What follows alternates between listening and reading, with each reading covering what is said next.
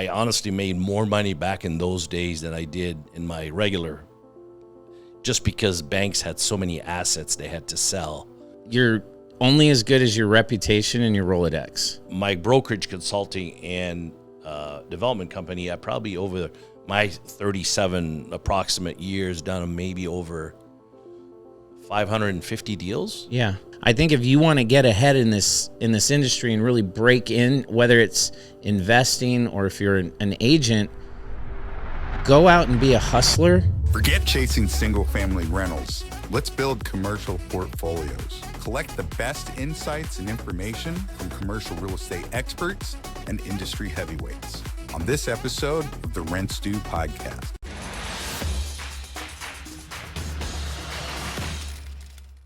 Brought to you by Partner Engineering. All right, guys, welcome back to the Rent Stew podcast, the show where we dive into the real-world stories and strategies behind commercial real estate investment and development.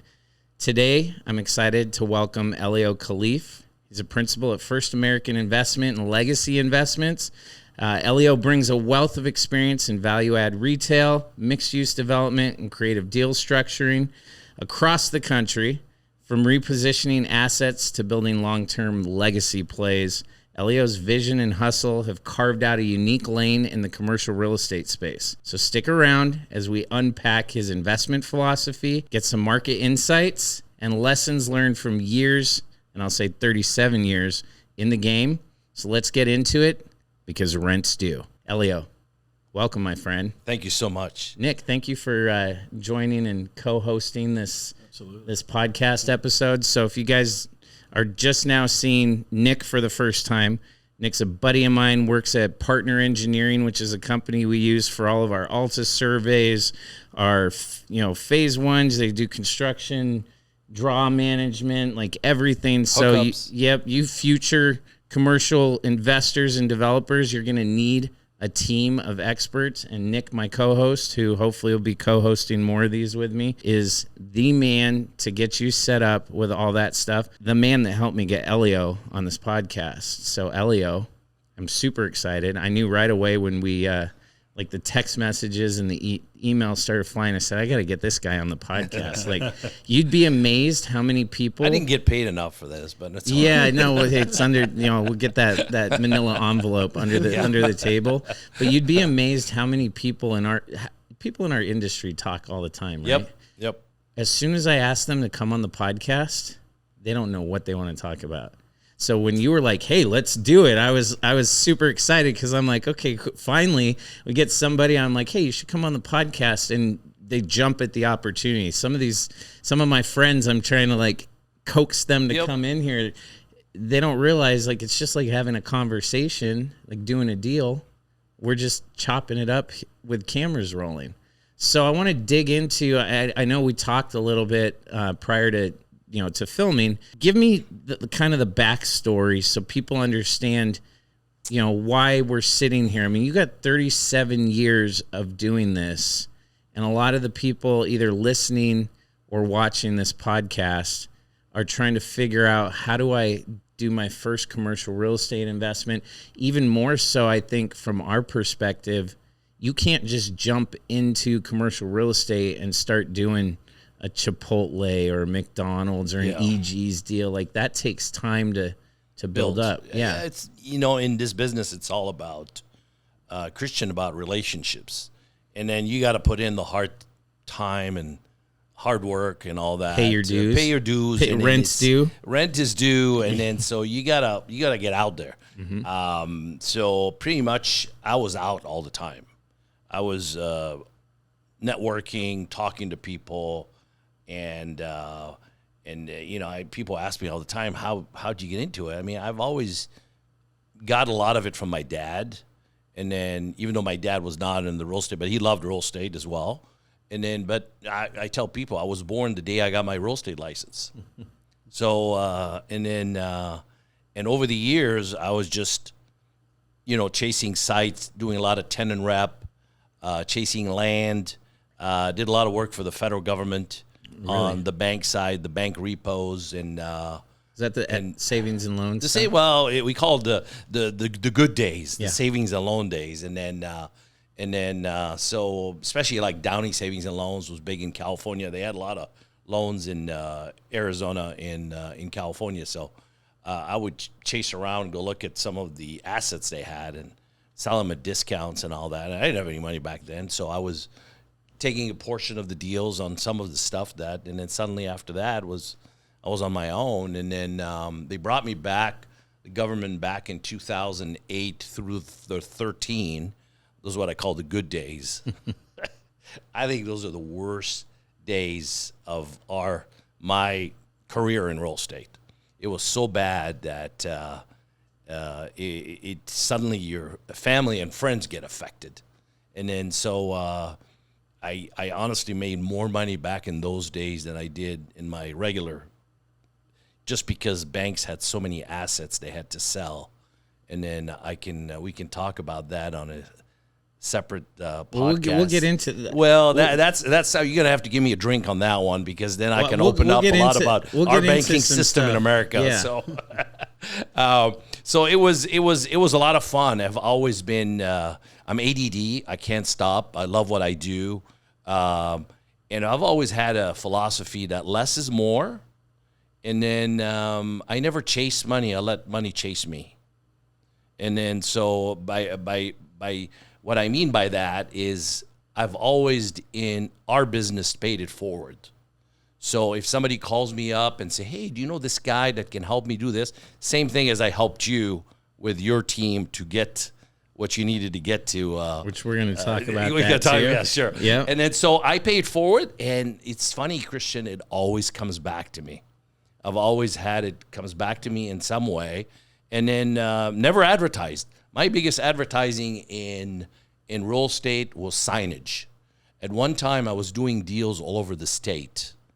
Back in, you're taking me back 15 years ago to 20 years ago. Like California? No, all over the state in Arizona. I was going down to Douglas, Arizona. I was going down in places like people didn't even want to go. That's the whole thing. You went where everyone else didn't want to go. Exactly. And then I had to think outside the box, because I had to go, and I would drive and drive and drive. I didn't get home until like 2 o'clock in the morning. I would leave for like 6 days out of the week sometimes. And, I had a family, 2 kids. And then so it was a lot of fun. I loved it. And then I would do these deals. Somebody, if let's say Walgreens needed a site in Cottonwood or somewhere, and then and I would go chase it, trying to find it. Or if a bank needed a site somewhere, I would go, chase it down. And then so it was a lot of fun. And then I tell people it's the 80s that made me. And if I would do it all over again today, I would do it all over again. I never regret anything. Wouldn't trade it. I wouldn't trade it in. I had the best times. There's always ups and downs in life, but there's no life that's easy, to go on. And then so I would chase it all over again. I don't do it as much as I used to anymore, but I can't sit home and do nothing. So we, Jana and I rotate between here and summertime. We're in Newport Beach. We have a house there.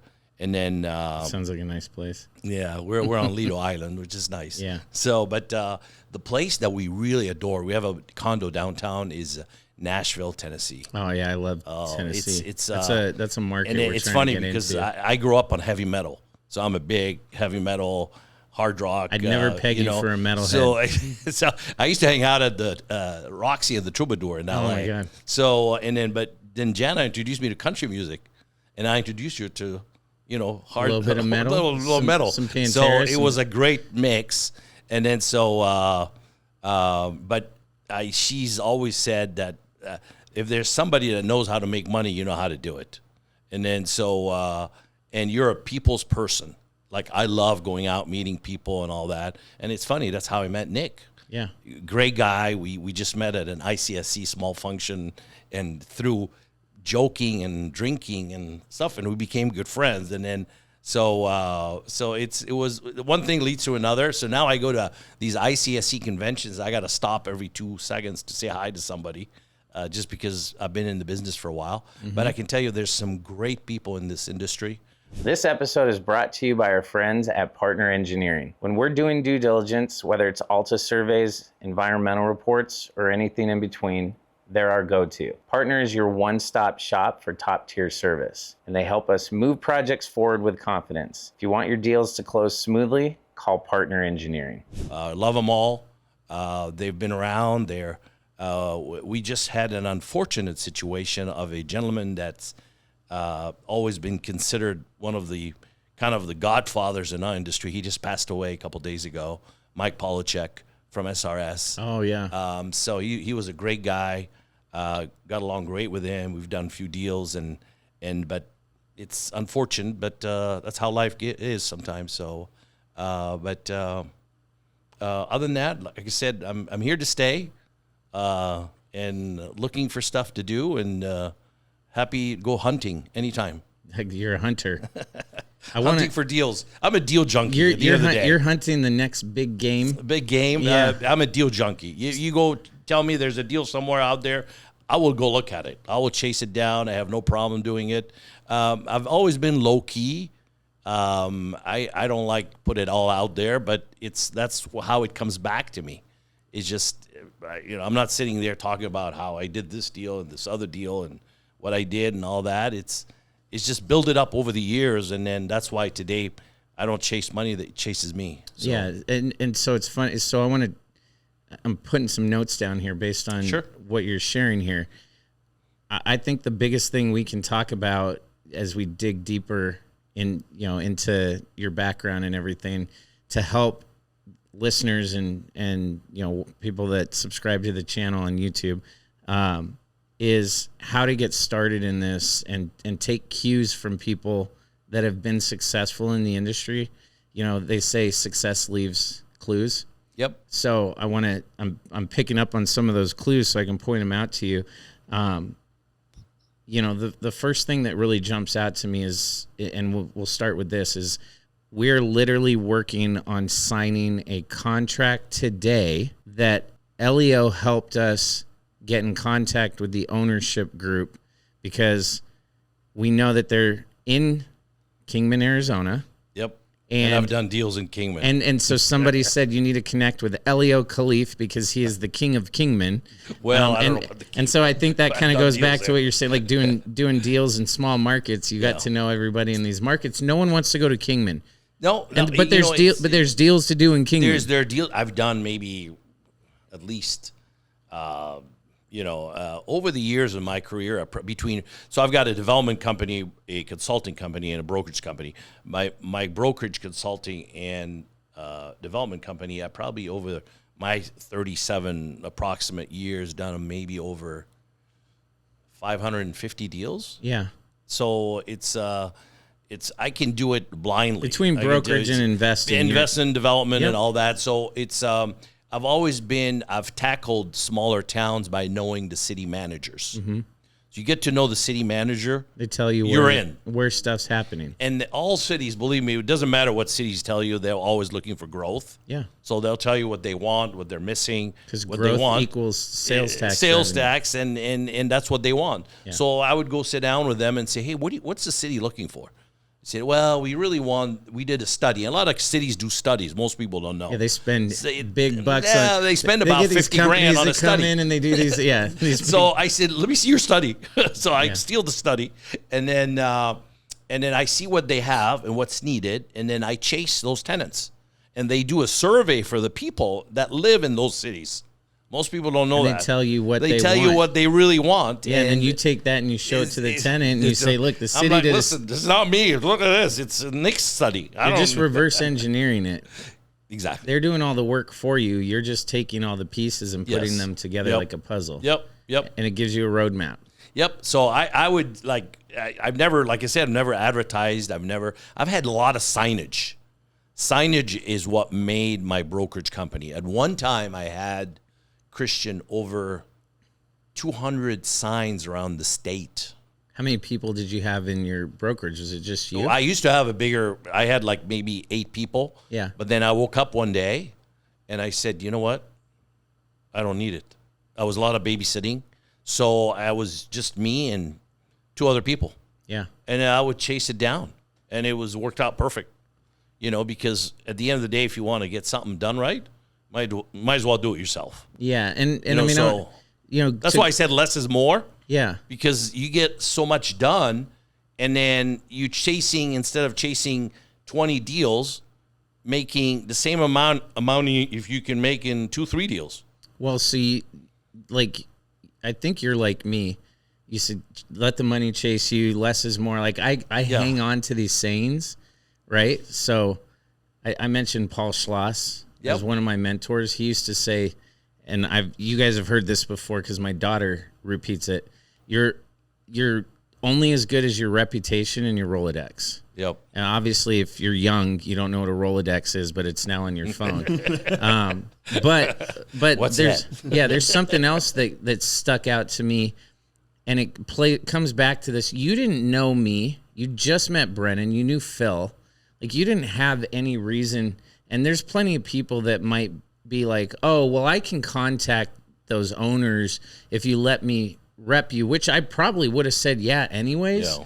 But there's something to be said about doing the right thing is always the right thing to do. Pay it forward. It comes back to you tenfold. So the reason I want to bring that out is because if you're just getting started in our industry, it is such a close-knit community. And I think the biggest difference, like I'll let you know, everyone always asks, oh, did you start in residential? No, I've literally done 2 residential transactions. They were both my home purchases, and I didn't even represent myself. My wife has her real estate license, and she was the agent of record on both of our home purchases. So if you go look, I've never bought a home other than wrote the check for it, And so there's this idea of looking for a handout versus giving a hand up. And I'd say, and if you want to break in this industry, especially when you get into net lease retail, it's even smaller. A lot of people will say like, oh, do you know so-and-so? And I ask, what do they do? They're a multifamily broker. That is like on the other end of the spectrum with what we do in the net lease world. It's commercial, but we don't really necessarily run across each other that much. And so I think if you want to get ahead in this industry and really break in, whether it's investing or if you're an agent, go out and be a hustler and help. Like, we have some young guys right now that I have continued to go back to, and now I'm feeding them saying, hey, look, I don't have time to go research all these things. Here's what I want you to go find me the owner, reach out and see if they'll sell, and let them do all the legwork. I'm literally giving them the list and the properties that I want because they've done the work on the front end. They didn't look for anything. And they could have got screwed, but I'm not that guy that's going to do it. Are there sharks in our industry? 100%.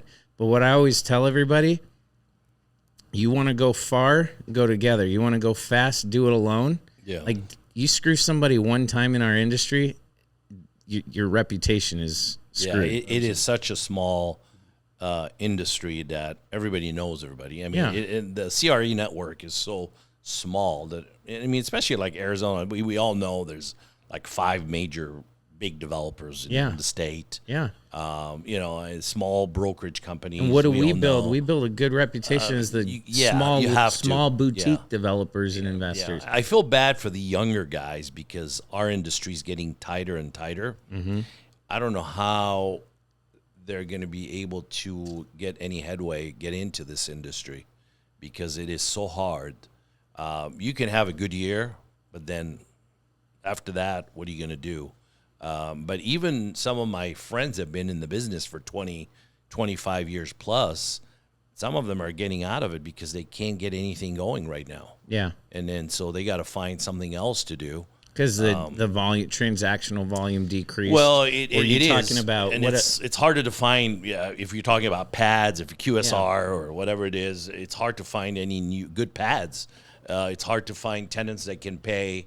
If you take the fast food, the QSR business, if you take, Raising Cane's, the In-N-Outs, the Chick-fil-A's, they took everybody out of business. They're paying the high rents. How are you going to do a deal with Burger King and Jack in the Box? And You can't. You go to right? Kingman. You go to exactly. That's when you go to Kingman. You go to Sierra. You go to Sierra like Vista. Havasu, Sierra Vista, Yeah. Bullhead City. You go to different Sholo. markets. Sholo. Go to Cottonwood or go up north. And then so. Yeah, the AUVs are getting crazy. And then so because they can only pay so much, and then on top of it, you're dealing with franchisees. You're not dealing with corporate. Mm-hmm. That gets really tricky now because now you bring a deal. The cap rates change, and now you take a franchisee deal to a bank you want to finance. They want to see the personal financial statement. Now they want to see. They want more equity, and that's what's happened in the last 5 years because, we had a good run for the last 5 years. Yeah. Let's face it, we all did. Everybody did great, but now the 5-year term is coming up on a lot of the deals that we've done, because I get on a weekly basis, and I've been through 2 recessions. Yeah. And people call me all the time and say, hey, you've been through them. What are you seeing? What do you know? I was able to get into this business, Christian, through banking relationships. I have a very strong banking relationship in America in general. So I got to know a lot of principals, a lot of presidents and all that if they needed something, they would call me up and say, hey, and then they would refer me a lot of people. That's how I was able to get into the business, because who was Elio Khalife? It was nothing. So Nobody. you mentioned getting started during like the savings and loans, or so late 80s was the savings and loans, and then so what happened after that is first year, out of college, I did amazing. I said, damn, I must be doing something right? So I got into it and continue on, and then the Gulf War happened. That's when Iraq invaded Kuwait.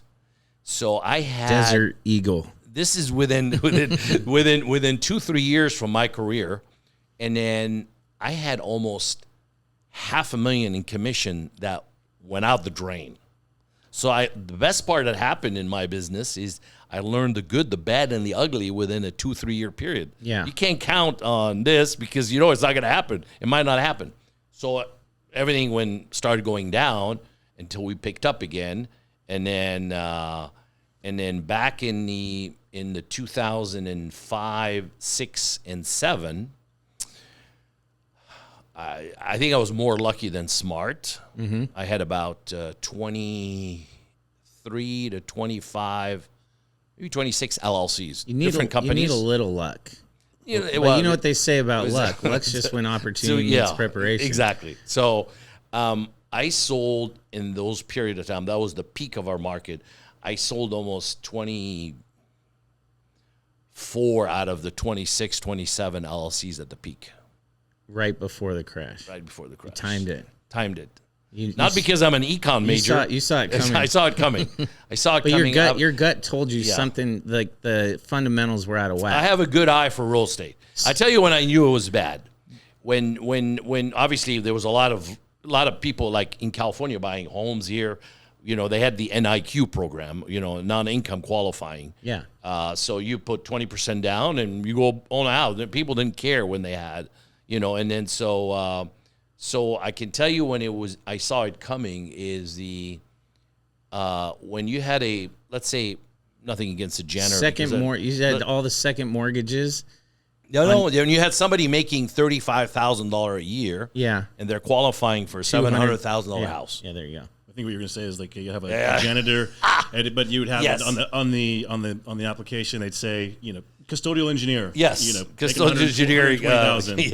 So there was no financial verification of income or anything. So there was no. It was an NIQ. It was no non-income qualifying. Yeah. I mean, and then so I saw it coming and then what happened is a lot of developers got greedy. Mm-hmm. So people are always trying to squeeze a quarter out of a nickel. To me, hey, if you buy it for $1 and then you sell it, you make a little bit of money, you leave some meat on the bones, let the next guy make some money, life is good. But here's the thing, like you mentioned luck. We're talking about gut. I think we've been in this industry long enough, so when you get into this industry, it's like going to the gym and you do curls and your biceps get strong.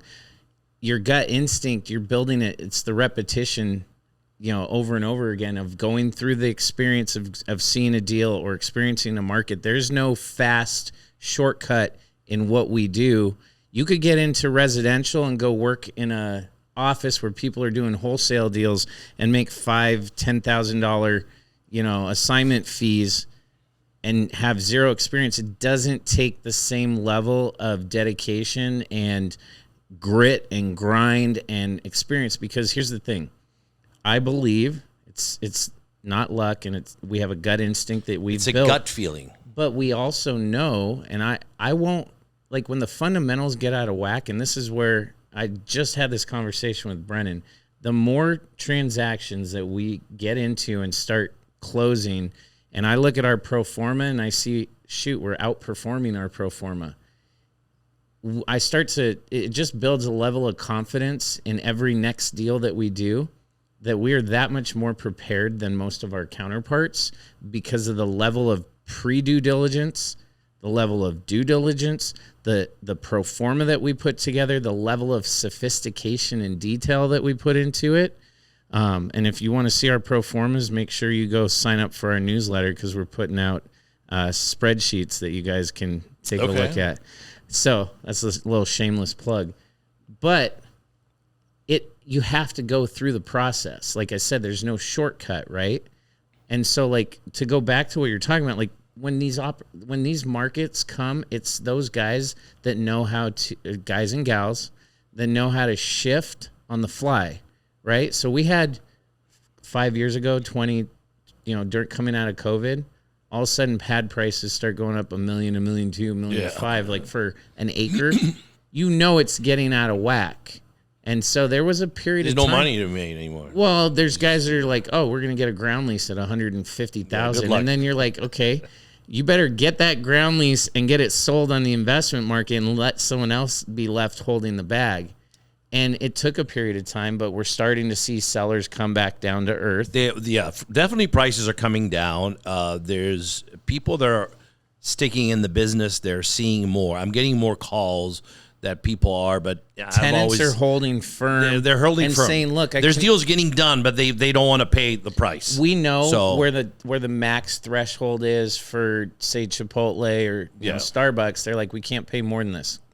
Got you. Yeah. They know they'll make their whatever $3 million in average unit sales at this location. I even ask those questions now.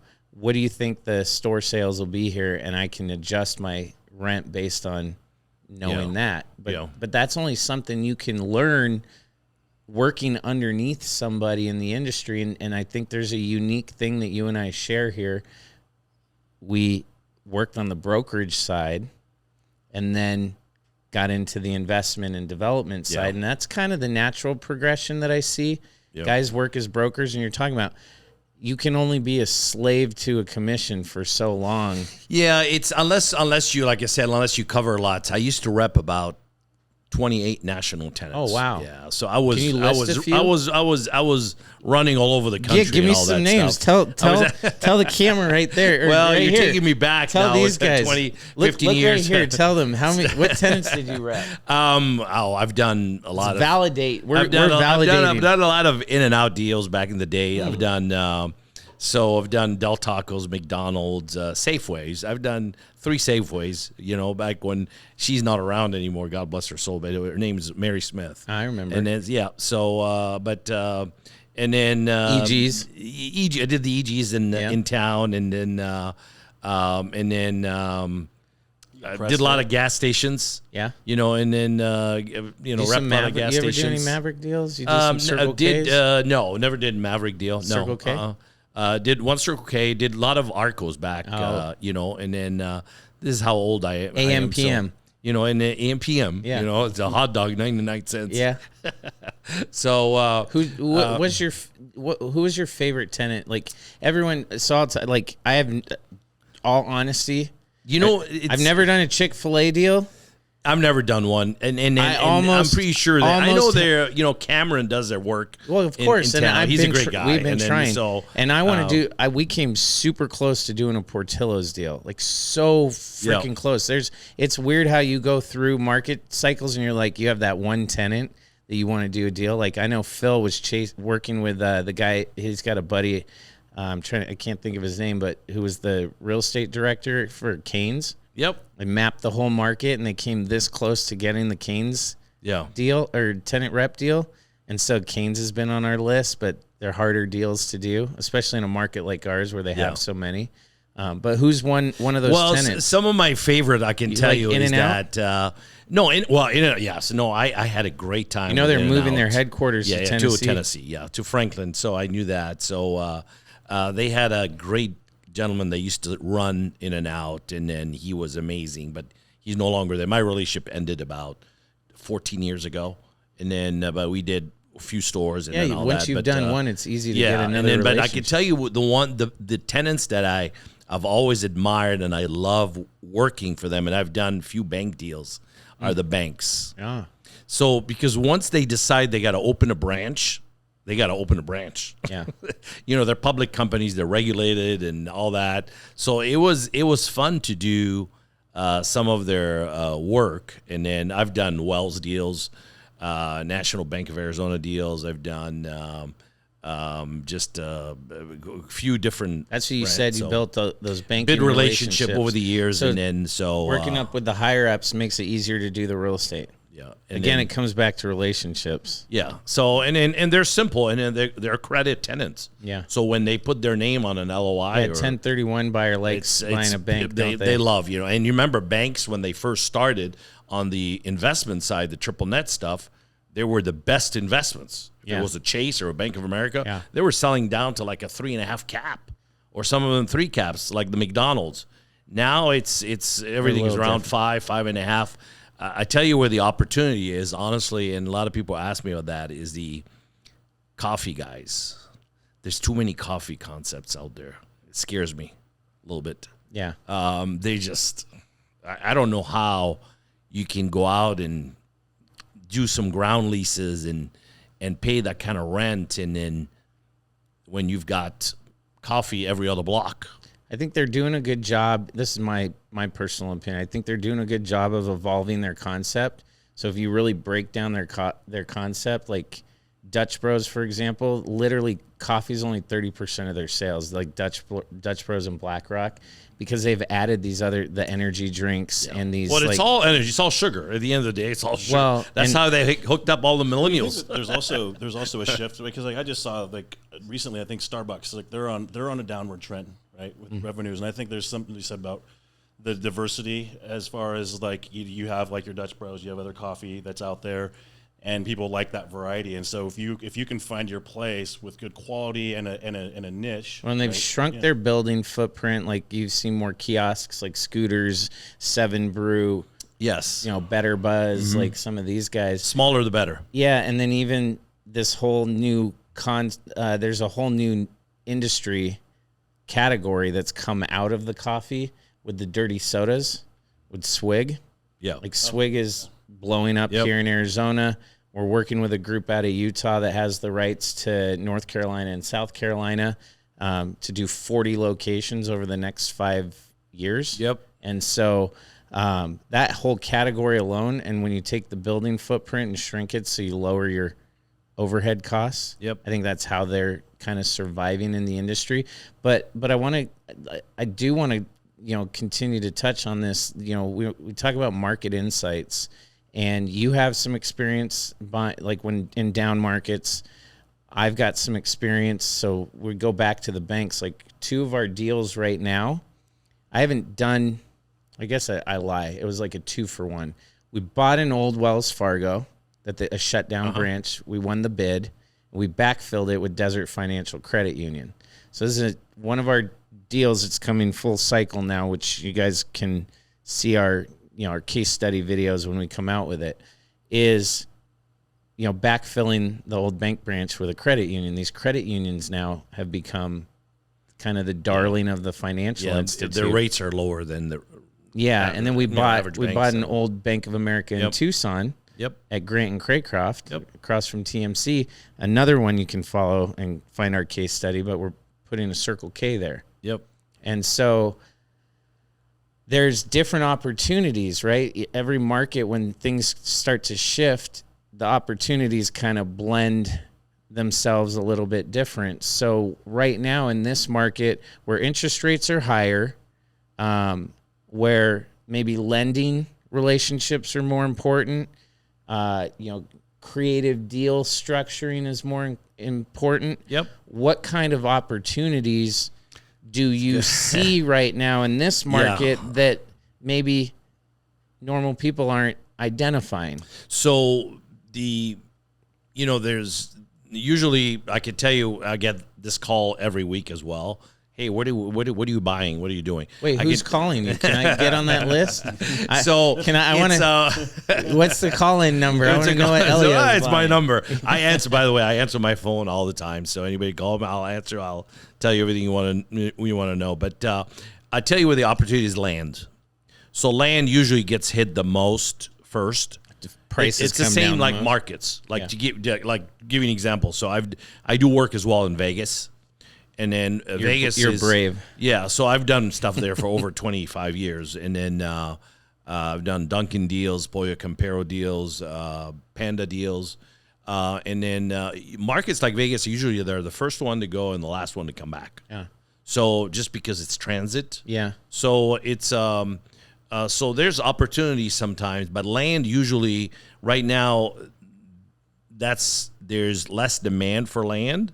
But if you can pick up land on, let's say, owner carry from sellers, and you can hang on to it, I love land. I can tell you, land is my my baby. There's a country song called "Buy Dirt." Buy dirt, and then by Cody Johnson. By Cody Johnson. Yeah, listen, that's Nashville. Yeah, baby. And there we go. See, the painter.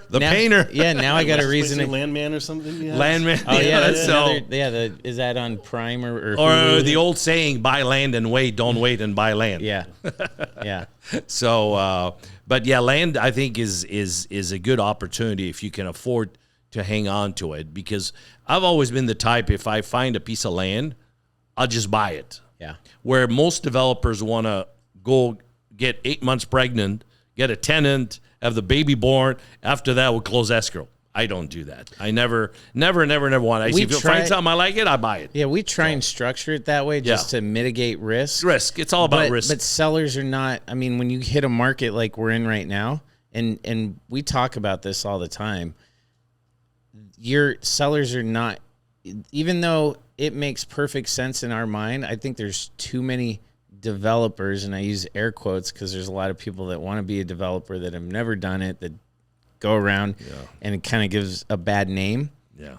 They go tie something up with a seller, string them all the way along, and then they cancel, and then you're the next guy to come in, and you actually have the tenant and need the time. Yep. But they're like, No. So I always say there's a trade-off, right?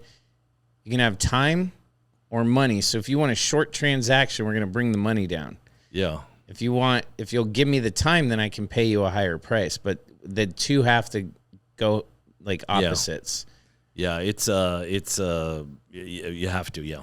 I'll tell you one opportunity that so if you're trying to get into the investment side or the development side, it's tough to compete with people that have been in the industry as long as we have, that have the relationships, can kind of have the foresight to see things coming.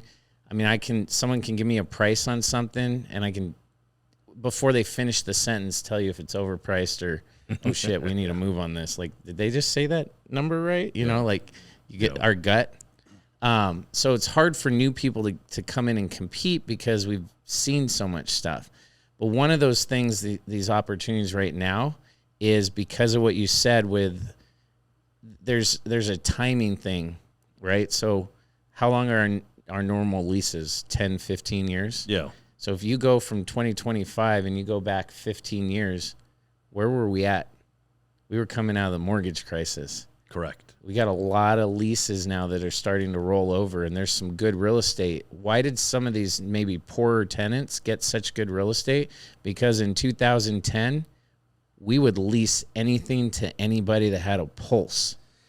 There were so many opportunities back then. It was unbelievable, Christian. I had, when I was doing a lot of bank stuff, I mean, I had opportunities to buy, like, Bank of America had 100 homes in Las Vegas for $30,000. You could buy subdivisions, huh? Subdivisions, and then they would Arizona. So Arizona and Nevada got hit the most. Yeah. Before we make any big move in commercial real estate, we call Partner Engineering. They handle everything. Alta surveys, environmental reports, you name it. It's like having an all-star due diligence team in your pocket. Partner Engineering, your one-stop shop for top-tier service that makes deals happen.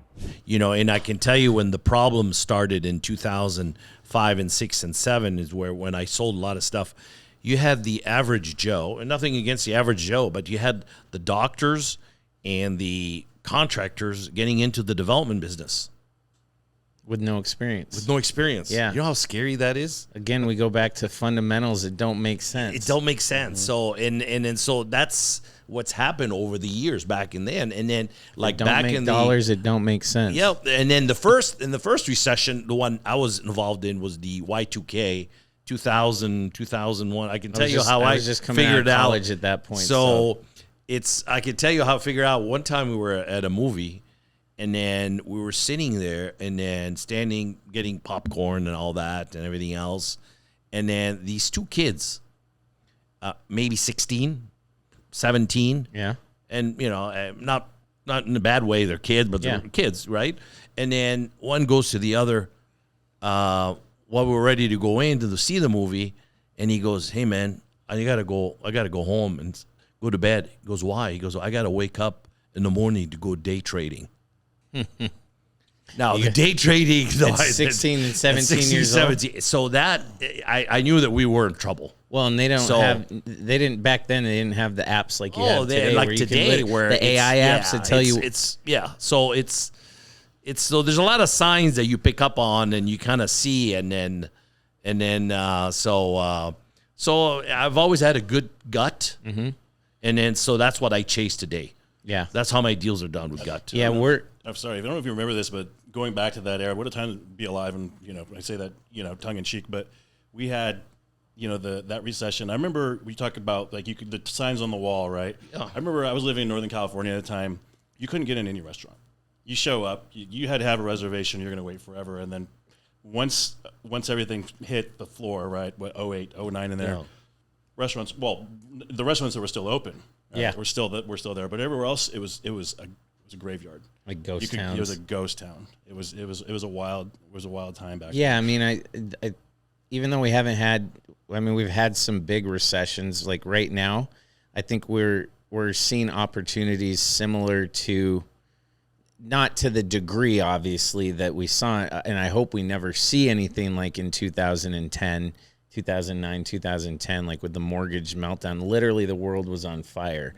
Like, you go back to what I say, the reputation in the Rolodex. My Rolodex, real estate directors, brokers, developers, I could have lit that puppy on fire because how many real estate directors that I pick up the phone and we got a relationship and it's like, hey, where are you looking? They weren't even in real estate anymore. No. They're trying to sell, medical devices or something. Like it was scary. I went to work. I was in banking back then. So I was just cutting my teeth in lending. Went to work Friday morning. The bank I was working for, it was an announcement like this bank was going to buy. Citibank was going to buy our bank. And then over the weekend, a bunch of stuff's going on, and you're reading in the news. I show up on Monday, our stock is like less than $1 a share, and it's Wells Fargo's now taken over. It was just one of those crazy times, and and then you got to the point where you see like housing, especially because Sacramento, just like Nevada, just like Arizona, was hit pretty hard. The foreclosures, man, and it was like every single other house had a for sale sign or something going on. It was. I told you how my parents got started in real Section estate 8, through apartments, and then San Francisco, as I got involved, I got them out of the apartments and got them into strip centers and net lease retail, and we had bought a large building, and I've shared this story on other videos, but we bought a big building in Corpus Christi, Texas, and the lender on the note, that the loan that we got was Lehman Brothers. Okay. And so my dad texted me and said, turn on the TV. Summer of 08. And it's on CNN, and people are walking out of the building from Lehman Brothers carrying their cardboard boxes. And he's like, where the hell are we going to send our mortgage payment? Well, they did a movie on that one too, The Big Short. The Big Short. I know. That was a great movie. Well, you and I can have some. That movie was great, but I'll tell you some stories about that. I'd tell you what what ended up happening with that building. You'll be pissed too. So, yeah, I mean, I think ultimately right now even though interest rates are high, even though lending has been tight, but I don't know if you notice, like, it feels like there's a lot more lending on, like, you can get loans if you have the right deal and if your fundamentals make sense. Well, I think lending today is, Christian, it's all Just about different. relationship. Yeah. It's all about relationship. So if you have a relationship with a bank, Yep. they're going to talk to you. Now, you might have to put more equity in. You might figure out, but they'll lend you. But if you don't have any relationship with a bank, good luck. So You're not going to find it anywhere else. You're trying to do your first deal. You're trying to buy your first property, do your first development. It's going to be really tough. You need to find some people and align yourself and almost partner with somebody that has a track record. We call them KPs, key principles, to be able to get those deals and put those on your resume. We've also been fortunate enough to build some relationships. Like I was telling you offline, we've got a family office that works with us. We've got our fund that we've raised capital for. Those are some creative ways, like you talked about. I think right now there has been more opportunity. I haven't seen a lot of it necessarily, but I do believe there is some more opportunity for some seller financing and more creative stuff. You just have to find the right seller. It's not going to be someone that has an existing loan on a property, someone that's had a property for a long time and they want to sell it. Yeah. And they want their price. That's where you can, hey, I'll give you your price. Yeah, there's not a problem with liquidity in the market. There's a lot of liquidity. There's a ton of dry powder. There's a lot of So a lot of people are standing on the sideline. So there's always easy to find money. It's just a matter of how you want to structure a deal. And sometimes it might be easier just to do it privately to be able to get stuff done, and then so you can get it done. Yeah, because banks are going to take your firstborn at the end of the day. By the time you go personal guarantee, if you want but there's ways around that. You're going to put way more money in. Yeah. So, but there's ways around that. Most people don't understand that banks would negotiate. The same with terms. They're in the business of lending money. That's how they make money. So you can negotiate the terms. You know that, Nick. You can negotiate the interest rate. You can negotiate the guarantee. Banks would do it. Yeah. Now, if they accept it or they don't accept it, it's a different story. But you can do that. Yeah. And then most bank would, because they don't want to lose the business or the client, they would match it. If you're a repeat client too, then customer, Or if they think they can do future deals. They have to. If it's a public company, let's say, if a bank, what do you think? They're just going to sit home and do nothing? Yeah. They can't. They got to keep putting it out. It's the same thing with, retailers or QSRs. They have to continue. If you're a public company, they have to continue growing. Growth is the easiest way to increase. Now you got to be able to find the opportunities where they want to grow. Mm-hmm. Because you and I own their stocks, right? So they have to continue growing. So where are they going to grow next? They can't sit, you know what, we've covered all the markets in Arizona. We're not going to do anything anymore. That's not how it works. Yeah. So their stock is going to go down. So they got to continue growing. And that's why you got to have the relationship, call this person, call that person to see where and how, if that would work for this new site or whatever. You got to chase it down. We go back to talking about gut, and he's talking about growth for the banks. Like, all these things they're all interweaved. Just like you talked about going to the city managers and getting the study and then seeing what the surveys. Yep. We look at migration reports and you see where people are moving. So, like, you just bought a house in Nashville.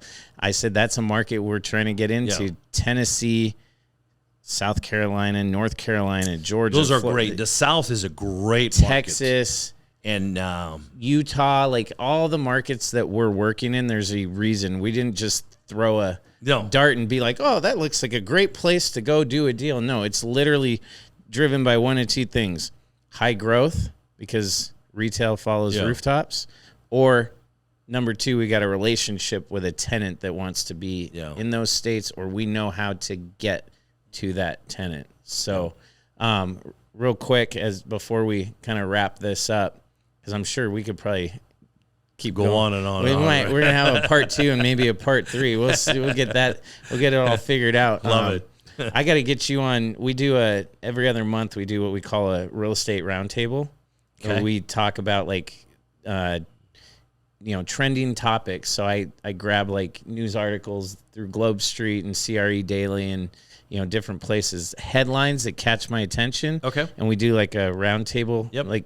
Kind of, and we all just sort of have a fireside chat and talk about the article, give our take on the article. Do we agree? Do we disagree? And like, it's really kind of cool. You said something earlier, just kind of tying this together. You talked about gut. You talked about being prepared, and then luck, right? Yeah. Would you say earlier, like what is luck is when opportunity meets preparation. So as Elio, he's a pretty humble guy, but he'll say he's lucky. He'll say he's lucky, but when you hear what he was doing, though, he's like, "Hey, I'm a numbers guy." Yeah, but he was like, he's a numbers guy, and he's also, hey, and I've been on meetings. I've been on meetings with him. He will go take the meetings. He goes and he exposes himself, and like you're in your office, you've got the sign that says hustle, verb, most important word ever, or something to that effect, right? Mm-hmm. And that's what we do. Or the one right behind you that says the shit you need to hear.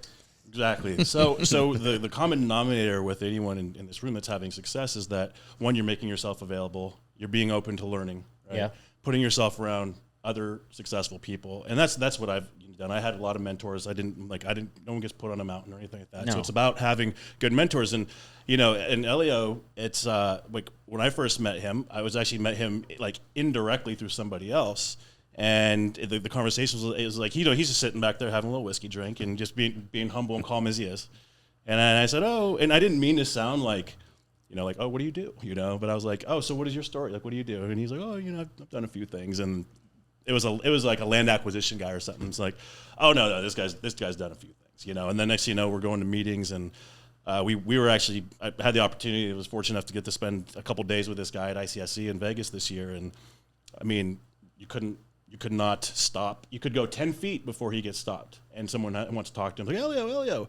And in fact, when you talk about Kingman and you talk about Bullhead City, I mean, you might as well he didn't need to have a booth. He sat there, and it was like people were coming like, hey, I need to talk to you. And there was literally a line. I'm not BSing you. There's a line of people that were trying to talk to this man because they're like city managers and people and what have you. Okay, stop. Okay. So, but having said that, No. But then, was your phone number and your picture not on their sign? So, but what I'm saying is, like, if you're a younger person and you're getting in the industry, whether it's be on the due diligence side, or if I were like me being on the lending side, or in your world or yours, it's really just, again, part of that preparation is just go take the meetings. I mean, he took a meeting with me. He's been in the game 37 years. Yeah. He took a meeting with me, and we're off and running, doing some great things. And so I think that's a big thing when you're younger. Is to, you don't know what's going to come in that meeting. Maybe nothing. Yeah. But maybe everything. So you find a mentor. Yeah. Well, sometimes you don't even know. And discipline is it's one of the 100%. I mean, it's just, you got to have discipline in this business. But I had so many friends that let's say their kids graduate college, and that's another subject we can talk about as far as where college is. It's with ChatGPT now, you can finish college in 2 hours. 4 years in 2 hours now you can do it. But anyway, so it's they call me up and say, do you mind talking to my son or my daughter or anybody to see, because they don't know where to go with them. Mm-hmm. There's so many. To give you an example, right now there's about almost 60% of graduates college in America, they're moving back with the parents because they where are they going to go? They don't know where to go, what to do. So they're getting paid the same amount as if you didn't have a college degree. And then so unless you're working in bigger cities where they pay the salaries there. So I help kids out or even graduate and say, hey, you might want to consider this and consider that to see if they want to do real estate in general. So what would you tell someone like yourself 20 years ago? I know you have no regrets. You've been in this business a long time. So go back 20 years to when you were first starting to get going, and like what do you tell someone like me or Christian getting into this business? You got to be out there. You got to be able to hit. I used to hit all the functions for people to know that I am in the CRE business. And then, so I used to go to, let's say, Chamber of Commerce meetings, events, new businesses opening up. You're paying the rent. Paying the rent. And then I was going to like city council meetings. And then I would go to talk to cities. And then take the time and effort to go do that. The problem today with this new generation, nobody wants to work. They want to do it all through text and message. they all want to be multimillionaires within an hour. Social media. Mm-hmm.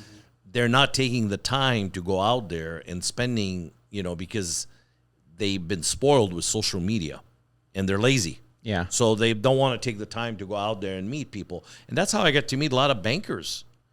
First of all, a lot of people that are like when I started with bankers and all that, they were older than me, right? I mean, I had to go out and meet them. They're not going to get, if you're trying to meet a banker, or if you're trying to meet a real estate manager, they're not on social media every day. No, it's changing a little bit. It's changing a little bit, but LinkedIn they're now, not out there every 5 seconds, selfies and all that. They don't do that, right? So you got to go out there, meet them in different functions, and then or they want to be in, if they have a girlfriend, they just want to be with a girlfriend or play video games and all that. Video games won't get you where you want. They're not going to get you anywhere. And then so learn CAD. And so people are not growing up till like 30, 32, 34 because they just don't want to change their lifestyle. And then there's so much wealth now, and with a lot of families, that a lot of kids just stay at home. Yeah, they don't have to work. And so a lot of parents, it's the parents' fault too. They're, they got to be able to be, harder on them and then say, hey, keep pushing. Now, some people grow up early and some grow up later. Yeah. You can't do anything about it, right? I mean, not everybody's the same. So just hustle. Get out there. It's staying at home is not the name of the game. So last thing before we wrap up, we talk about the market, talk about, how we got started. How is your, are you currently, doing deals? How's your deal flow in this market? Because I think people have an idea that, it's poo-poo. Ours is better than it's ever been. And I think that's going to what we talked about. Yes. So I usually what I've done is I chase niches, and then so right now I can tell you that the hottest market to me, as far as now, some people might disagree. Now, if you go to Surprise, if you're going to Buckeye, going to other places, yes, you can do. But I think that market got a little bit saturated now, where it's getting tougher a little bit. Yeah. So I can tell you where the wealth is. Let's put it that way. And I'm chasing wealth. I cannot walk with them, but I walk next to them. Yeah. I take everything between Thunderbird and Scottsdale Road, if you're talking just Phoenix market. Yeah. Thunderbird and Scottsdale Road all the way to the 101. Gotcha. So Scottsdale Air Park is hot. If you're looking to do storage projects, or if you're looking, or if you can get into those markets. Are you doing multiple This is asset? this is mainly on the brokerage side of it. Are you doing multiple asset groups? Yeah. So that's a strong market, just because, as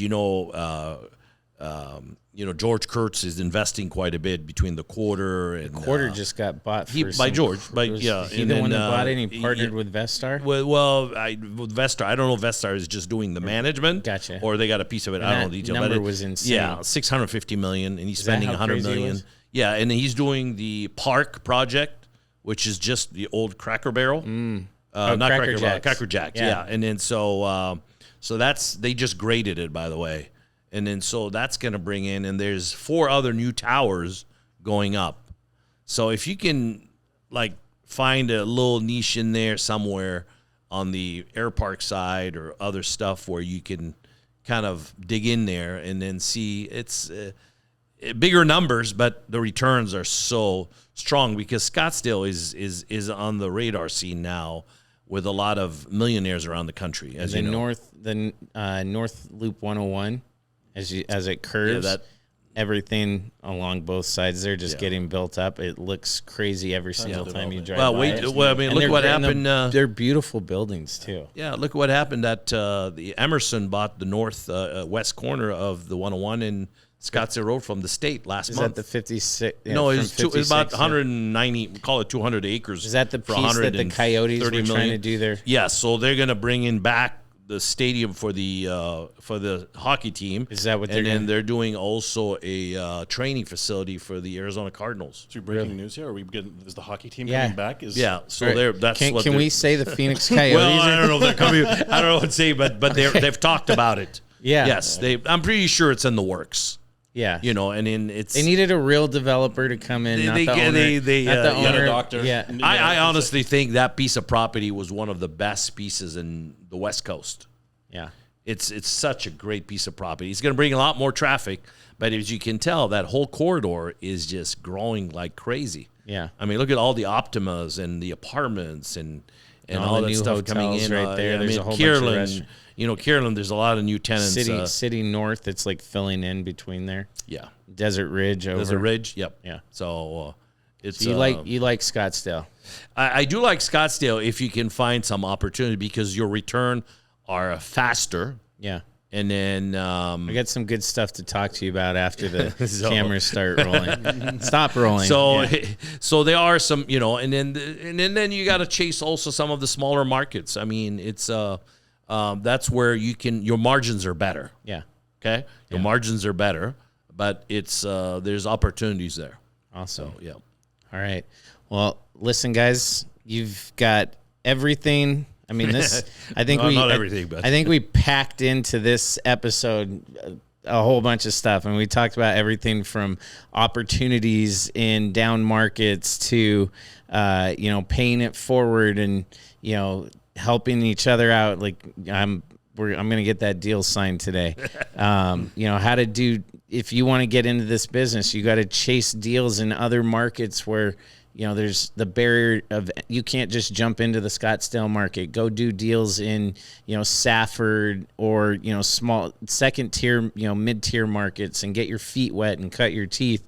Starting off on the brokerage, getting into investments, everything. So make sure, are you on social media? I am. Okay. So make sure that you go follow Elio. And then also make sure that you follow Nick and Partner Engineering.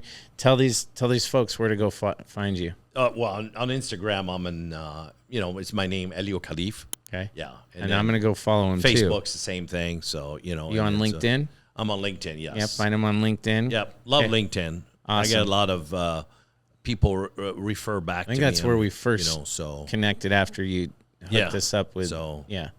And then, Nick, where they go find... You can find me on LinkedIn as well, Nick Van Vliet, and Instagram at Nick Van Vliet. There's no C in my name, so that's an easy way to find me, N-I-K Van Vliet. And we'll put all this is all down in the show notes, so if you're listening on Spotify, make sure click on there and go get those links. If you're on YouTube, make sure to scroll through the show notes and go ahead and hit those buttons as well. As always, my friends, make sure that you're following Hungry Investments on Instagram at Hungry Investments. You can find us on LinkedIn. You can find me on there as well, Christian Cotta.